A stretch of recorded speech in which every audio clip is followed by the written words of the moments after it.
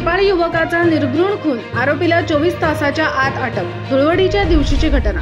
मृतकाबाबत माहितीचा अभाव. राळेगाव येथे धुलीवंदनाच्या दिवशीची घटना. तहसील कार्यालय शासकीय वसाहती मागे निर्घृण खुनाची घटना घडली. अर्जुन सिंग, वय वर्ष 27 असे मृतकाचे नाव आहे. तो नेपाळ येथील असल्याची माहिती आहे. भांडणाचा वचपा काढण्यासाठी खून. साहेबराव मारुती चव्हाण, शांतीनगर, राळेगाव असे खून करणाऱ्या आरोपीचे नाव आहे. स्थानिक गुन्हे शाखा यवतमाळ व राळेगाव पोलीस प्रशासनाची संयुक्त कारवाई. 24 तासाच्या आत आरोपीला अटक केली. मृतक हा चायनीज सेंटर येथे कारागीर म्हणून काम करत होता.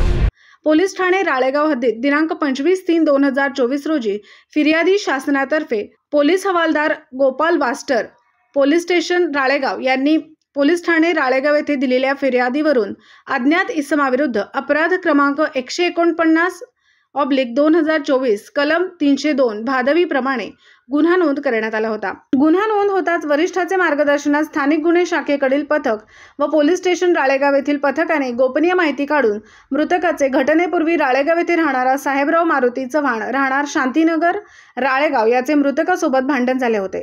त्यामुळे त्यास ताब्यात घेऊन त्याला घटनेसंबंधाने विचारपूस केली असता त्याने सदर गुन्हा केल्याची कबुली दिली व सांगितले की अंदाजे 10 ते 15 दिवसाआधी त्याचे व मृतकाचे भांडण झाले होते. त्या भांडणाचा वचपा काढण्यासाठी त्याने दिनांक 25/3/2024 रोजी दुपारी तहसील कार्यालय शासकीय वसाहतीचे मागे मृतक अर्जुन सिंग याचा दगडाने ठेचून खून केला असे कबूल केल्याने त्याला पुढील कारवाई कामी पोलीस ठाणे राळेगाव याचे ताब्यात दिले होते.